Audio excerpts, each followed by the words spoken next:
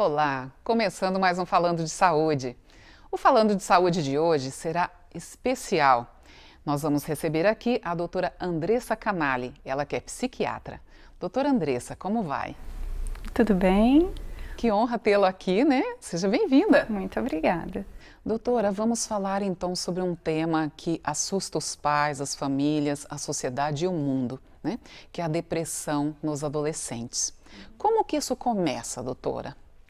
Bom, a depressão, ela tem causas, são multifatoriais as causas, né? Então, nós não podemos delegar um fator apenas para o desencadeamento da doença. Então, nós costumamos dizer que as causas, elas envolvem um fator estressor, um fator genético, um fator psicológico e social. Então, tudo isso tem que estar envolvido para o desenvolvimento da doença, seja no adolescente ou no adulto. Doutora, e quando que a família ou, de repente, né, os professores, eles começam a perceber que este adolescente, ele está precisando de ajuda do psiquiatra? Normalmente, o adolescente, ele tem um rompimento do comportamento que ele mantém, um comportamento normal.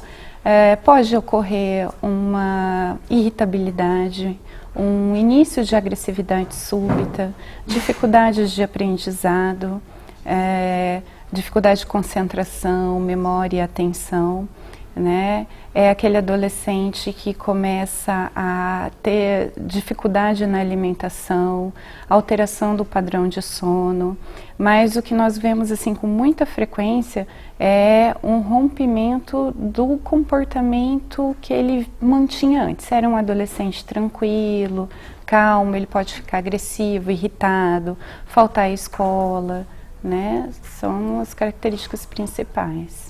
Doutora Andressa, e existe também quadros depressivos nas crianças? Sim, existe o quadro depressivo na criança. Existe o quadro de depressão naquela criança que ainda não fala, né, muito pequenininha, no pré-escolar e no escolar, não só no adolescente e no adulto. A gente percebe que as crianças pequenas, aquelas que ainda não conseguem se expressar, elas podem desenvolver um quadro de choro persistente, irritabilidade, alteração do padrão do sono, alteração da alimentação. No pré-escolar, nós percebemos a alteração também do padrão do sono, do apetite, um comportamento muitas vezes agressivo. É uma criança que para aquele padrão de crescimento e ganho de peso que ela vinha tendo antes, então é o que a gente fala de alteração pondero-estatural, né? No escolar, o que é comum é aquele quadro de irritabilidade, alteração do comportamento, muda o comportamento na escola, dentro de casa, é uma criança que não desenvolve mais os estudos como vinha antes, o padrão de sono, apetite também muda. Então, basicamente é isso. E doutor, o que causa depressão em crianças? Porque é meio que assustador, né, quando você fala que uma criança tem depressão, né? Parece que é uma doença, uma patologia só de adulto, mas infelizmente não. Como eu disse, a depressão ela é multifatorial, então são vários fatores que influenciam. Na criança, normalmente nós temos o meio em que ela está inserida influenciando de forma bastante forte. Então, pode ser um problema em casa, um problema na escola, na creche, como foi a gestação dessa criança, o parto, né? Tudo isso é pesquisado.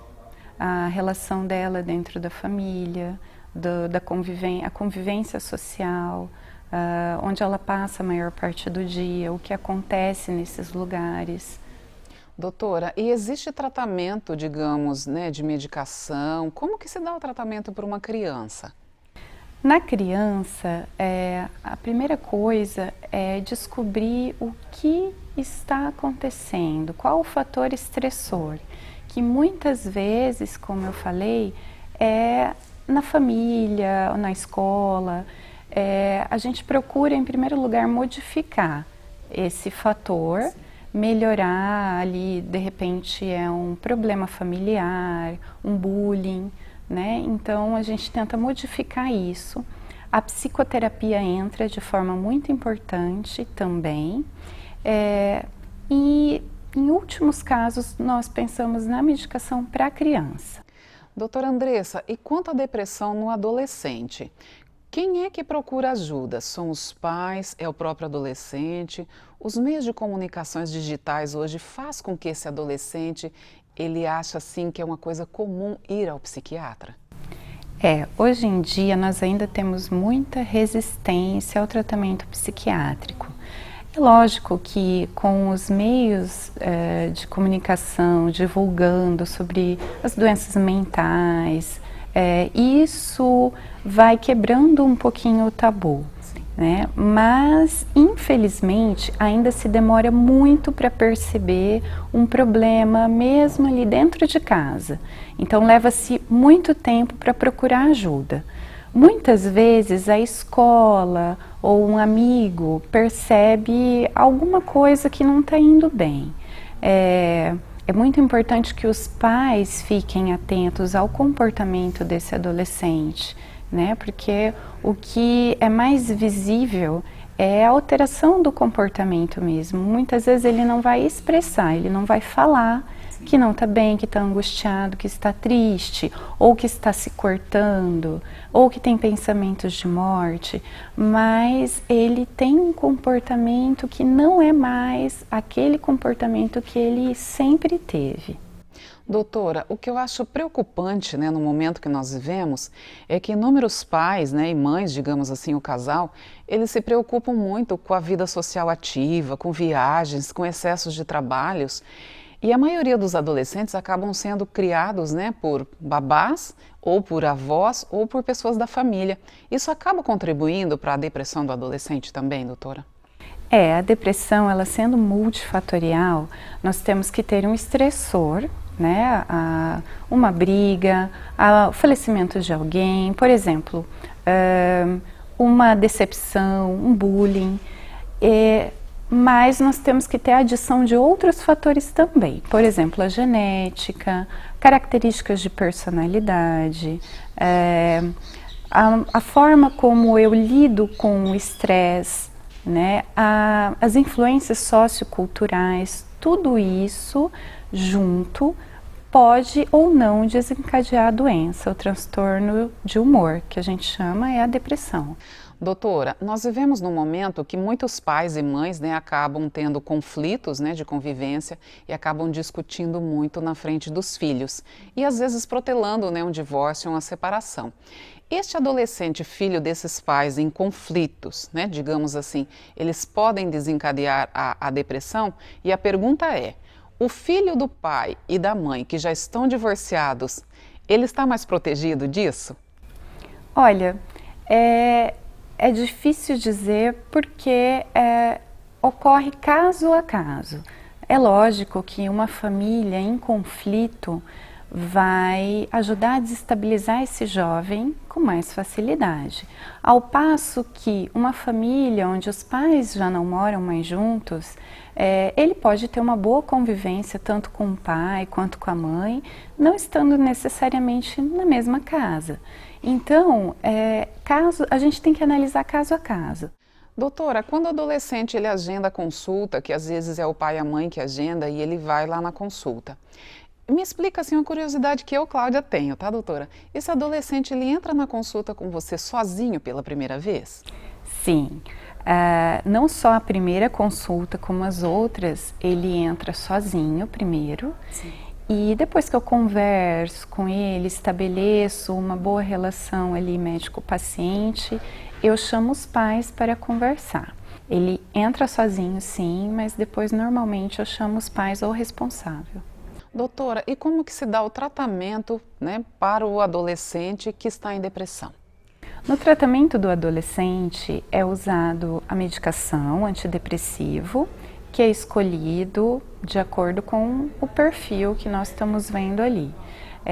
Adicionado a psicoterapia É muito importante o acompanhamento psicológico e é estimulado a prática de atividade física, a prática de esportes.